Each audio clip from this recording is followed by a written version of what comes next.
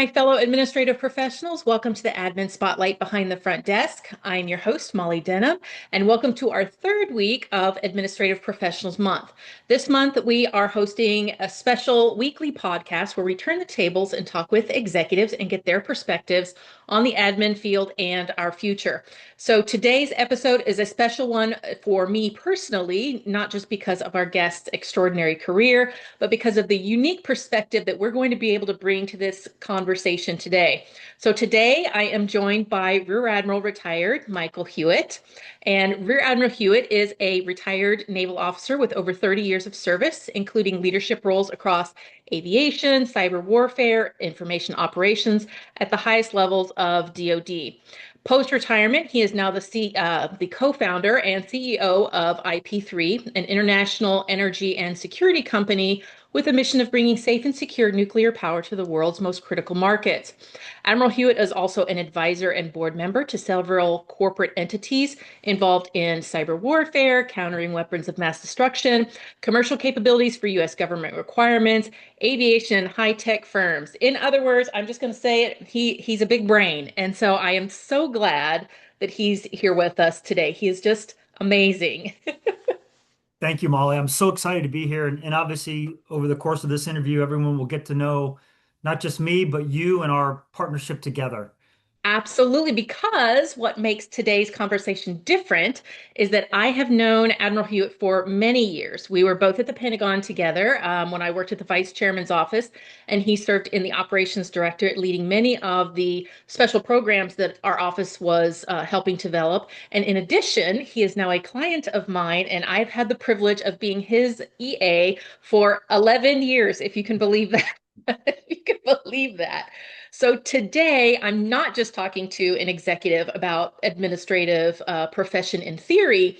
We're going to have a chance to talk about the evolving partnership with someone who I have walked this road with and have experienced the evolution of the exec EA partnership from task execution to strategic force multiplier and everything in between. And that is just a very long-winded way of saying, Admiral Hewitt, welcome to the podcast. I'm so excited that you're here with me today. Thank you, Molly. I'm excited as well. And obviously, I've watched you grow and grow this tremendous idea of virtual EAs. And obviously, I am probably the biggest advocate for Mm. what you're doing and you personally and the network you've created. And I could not be happier to be here and talk about what our partnership looks like. And I think what an EA should be in Mhm. this type of corporate environment. And let me just say that you finish every sentence I start. And I think if we were to get to a place where an EA is indispensable and the wingman of an executive, I think our relationship personifies that. So could not be Thank more you. excited to be here and talk about your journey, my journey, and the future of executive assistants in the 21st century. Wonderful. Well, like you said, we've worked together for quite a while now and across different environments. And I want to start at the beginning. So we became an EA executive team right after you retired from military service, and then you started to build your post-military career. You were actually my second client, but you were the very first person that I had ever pitched my services to, and worked on convincing you that you needed an admin walking with you during your next steps of your career journey. And you were getting ready to leave the military and start a new path for yourself. Um, when you first started and when we first started working together, how did you view the role of an executive assistant and what were your expectations at that time? Great question. And obviously, having known you for several years, I was incredibly confident in our partnership. And it's a great example of I was a party of one. I was forming a consulting company. I was out there hanging my own shingle all by myself. But after talking to you a couple times, what I realized, even if I'm a party of one or I'm a major corporation, the EA is one of the most important things you can have to represent your brand, to represent who you are, public facing, be the person that deals with the hard stuff that I don't want to deal with, but mainly being an advocate for what I'm doing. And so we started working together when I was a single consultant forming a brand new company. And what I realized immediately was that if you want to have a great brand as a startup, which I was, you need somebody that represents your brand first and foremost. So you immediately became that person to me, not just doing the things that needed to be done, such as contracting, legal review, travel, interfacing with my customers, making sure that we got our pay on time and all that. So you became kind of the one-stop shop for me, Mhm. way beyond what a typical executive assistant would do. But I think that that's what helped us shape, I know, my thinking and probably yours as well, that an executive assistant can be important to a single person or a Fortune 500 company, and Mhm. you want to be able to grow with your boss. And so I think that's what you and I did together. And obviously, our journey for the last 11 years has been fascinating. And as we grow and as we do more things and become more complicated, I think you've become more than an EA. You've actually become the person that understands the business Mhm. and what we're doing better than even I do in some regard. So I think my message to all the executive assistants out there is be part of the vision of the company. You're not just an assistant, you're actually a critical person to the executive. And I think what you do so well, Molly, and what you're doing with your company is you position the executive assistant to be working, as we say, for your boss's boss. So, Mhm. in other words, if I'm dealing with a major country or a corporation under IP3, you're thinking that way. You're already thinking about what's my interface with that person. So you've gone from being somebody that responds to what I need to somebody that perceives what I need to somebody that actually does what I need without telling me you're doing it. So I think that, to me, and obviously we have a great friendship but that to me is the evolution of the Mhm. executive assistant. And I think the ones that will be successful are the ones that understand they're going to grow with the company. They're going to be thinking ahead of the boss. They're going to be doing the things that the boss needs to be done without even telling him or asking him. Mhm. And so to me, that has been our growth and our friendship and partnership, and one that I think is it personifies what the EA should be, whether it's a big company or a small company. And I'm so glad you said that because the admin profession is traditionally viewed as very tactical, someone who can do tasks that, quite frankly, suck up your time as an executive, right? We take care of the mundane or the repetitive operational needs that come along.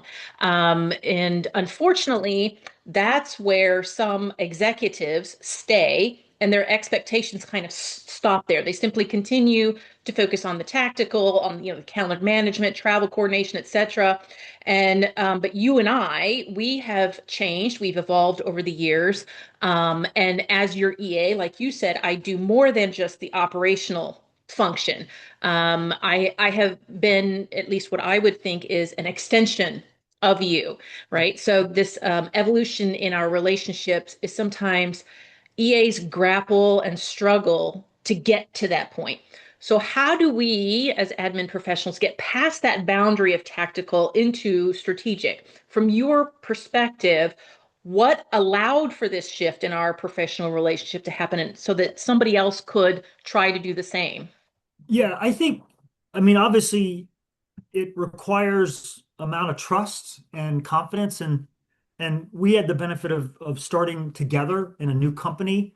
And so when you're just a few people and you're really getting off the ground, you became more than an EA immediately. You were doing everything for the company. And now that we're more formal and we've got more people in there and we've got growth happening, that job never changed. You became indispensable on day one. I think for the EAs out there, you need to first off learn the personality of your boss. Mm-hmm. And the more you become a sounding board for your boss and recognize that oftentimes the executive doesn't know how to interface with you. So you're Yeah. trying to create this relationship, and I think it starts by kind of understanding what the vision of the boss is, what his personality is, how he operates, and then you want to become the sidekick to that. And then Mm-hmm. also don't be afraid to say, I want to grow with the company. I have a career path in front of me. I want this to be my career. And I think Mhm. the more that you self-advocate that you want to be part of the inner circle of the company or growing with the company, the more the boss will bring you into those things. Mhm. So I think one of my messages is to the executive assistants, you're so critical to the boss, but you also have to make yourself in that role. Mhm. And it's really up to the executive assistant to position themselves as that first line of defense or the person that's seeing over the hill for the boss. And obviously you, Molly, and your company have set that up as the way to go forward as EAs, virtual EAs as well. So I think a lot of it is what you do, Molly, to train your executives so that they can operate the way you operate. I love training an executive. Well, Um, in many respects, that's the relationship. The assistant trains the it's so executive, fun. Hmm. and don't be afraid to create that dynamic with your boss. I mean, I I know many executives probably feel alone out there oftentimes, even though they have this huge company they're running or they've got a lot of things happening. And oftentimes the EA is the person that they can vent Hmm. what's going on, share some concerns. And the good EAs become that confidant, that personal assistant, that let me think about the things that you should have thought about, but were too busy to think about.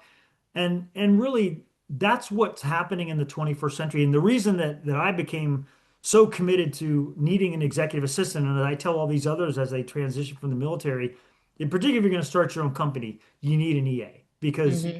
you need that brand out there. And you know this, Molly. Every time someone calls me, they tell me how great you are, and they think we're running this huge organization. And I said, well, no, she's indispensable. So you want that to be the feedback that you get from your partner companies.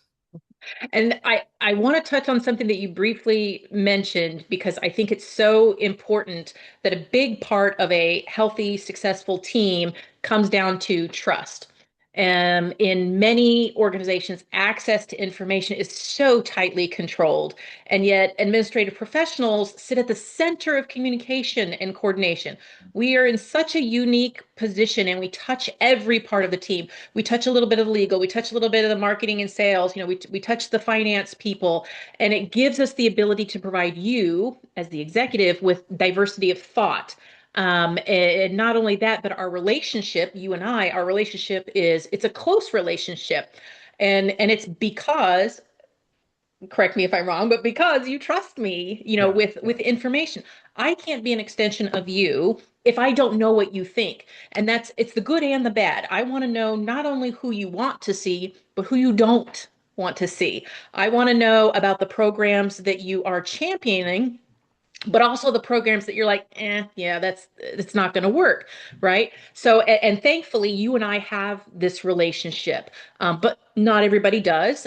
But what does an EA need to demonstrate in order to earn that level of access and responsibility? And what would you tell other executives who are reluctant to take that step? Yeah, I think that's a great question.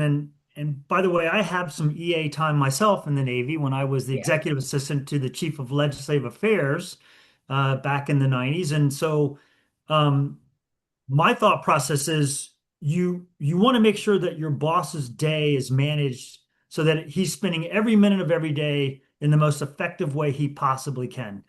And what that means to me is you know that there are people that I need to communicate things to that I may have forgotten to do, or you're following the what I'm doing on a daily schedule, and you could say, hey, let me tell one of the others in the company about this or that. So you're managing my day effectively, which also means keeping white space and protecting the boss's time. But you're also making sure that what's the old Radar O'Reilly, right? Right. You're always, when the boss says, hey, I need something, Molly, you go, I've already done that. And it takes time to get there. And Hmm. but every good EA can get there. They Hmm. literally can. And then you think about, okay, he's having a meeting. Who should be in that meeting, or who should know about this meeting, or what are the things I need to prepare for the meeting? And that's what you and I do. And that's kind of standard, I think, for good EAs. You're Hmm. managing the boss's time. You are doing things that you know he needs to have done without asking him about it. I would also say don't be afraid to make mistakes. Yes. because a good EA is trying to be one step ahead of the boss all the time. And you and I have both worked for another boss that we cherish, and he would ask for something and you would bring it to him and he goes, "That's not what I want." And you realize it's not that you didn't bring him what he wanted, is that his thinking has evolved into something. Yes. Hmm. And so recognizing that you may not always get it perfectly right, but the fact that you're trying to stay one step ahead will Hmm. build trust and confidence and a partnership between the executive and the executive assistant. And those that figure out that that's important to do, and you will oftentimes fail, or you will oftentimes Hmm. not get it right, but that's okay. Absolutely. That Hmm. the fact that you're trying to stay a step ahead of the executive will always be appreciated by him or her. Yeah. So changing gears just a little bit, something that we often hear in the admin community is that our role is often underutilized. And many admin professionals feel, like we said earlier, that they have the capacity to contribute more strategically, but they're still viewed through a tactical lens. But beyond the trust factor, though, I believe there's some bigger obstacles. So, for instance, we as admin professionals as a whole, we're not always seen as an equal part of the team. It's shown in our pay structure when compared to others on the executive team.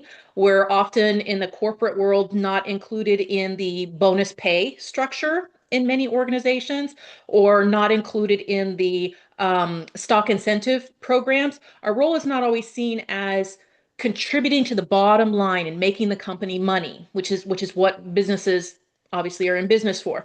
And so therefore we're seen as less than. At least that's the prevailing thought amongst the admin community. Do you see this in mainstream business world, and what do you think contributes to this from the executive side? Is it leadership mindset, a structural issue, or maybe it's something that us professionals are not doing right? What is it that's causing this, and what can we as an admin community do to change some of this thought pattern? The you can imagine that the traditional relationship is one that looks at as an executive assistant as an admin, a secretary, a door minder, right? Mhm. And that's clearly not what we're looking for. And so, how do we recognize the professional EA core as a profession, as a career path, as something that should be recognized as part of the C-suite?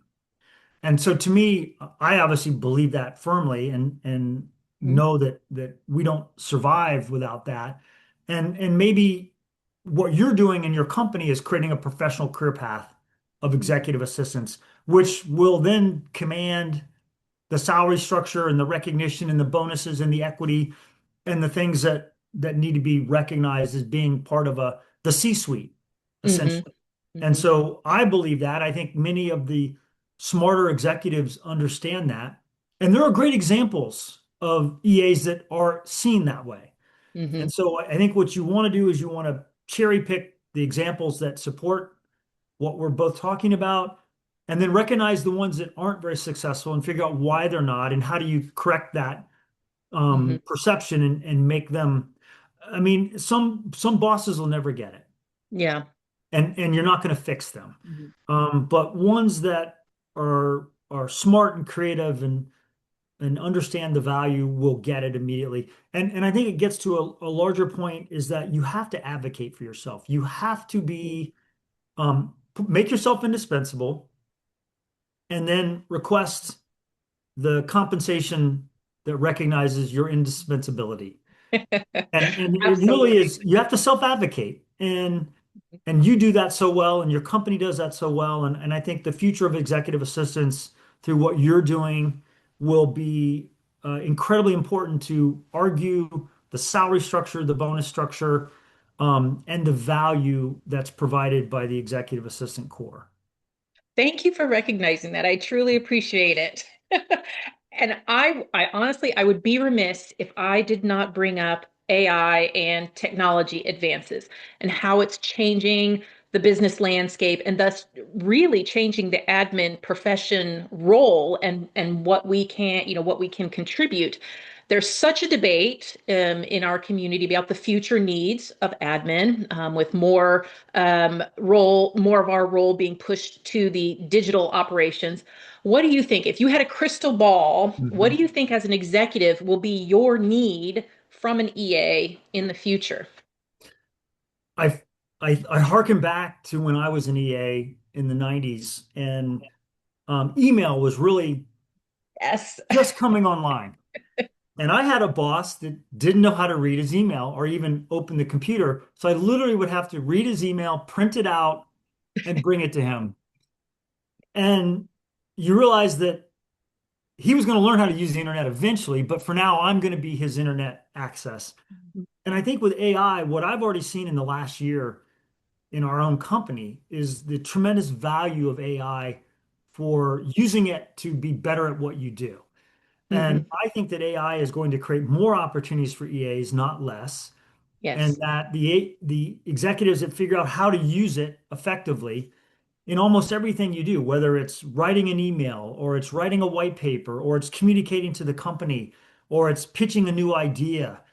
To me, AI is going to be kind of core to do that effectively. And so the EAs can put themselves in a position where they are the using AI on a daily basis, which you should be doing, and then making your boss's effectiveness go up.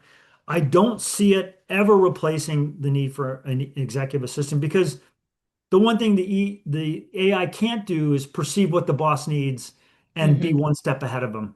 So I Hmm. see AI as a tool that will be Yes. effective for EAs, and it will create more opportunities, I believe, in the workforce. You're going to see whole new companies that are created because of AI. And from an executive assistant perspective, harness the power of it, use it to your advantage, make the company work better, make the boss work better. And we've seen this in our own company just in the last Hmm. 6 months, the people using AI to create knowledge and papers and get feedback from the boss and then create something different and move it back and forth. So I think it's a great tool of technology that will advance EA's role, and the ones that figure out how to use it within their daily routine will be the ones that are most advantaged by it. I completely agree with you. There was a article, I think it was in one of the Harvard journals or something, and the individual said that AI will not replace admins. The admin will be replaced by those who harness AI. Exactly right. And I completely believe that. And like I date myself often on this podcast. I remember when we had a computer in a computer room. And then email came along, and then the internet came along, and and then social media. So I've been through all of these evolutions, and at each point they said admins are going away, and that just did not pan out. What it did was it changed how we interacted with the office, and it changed what we could do and what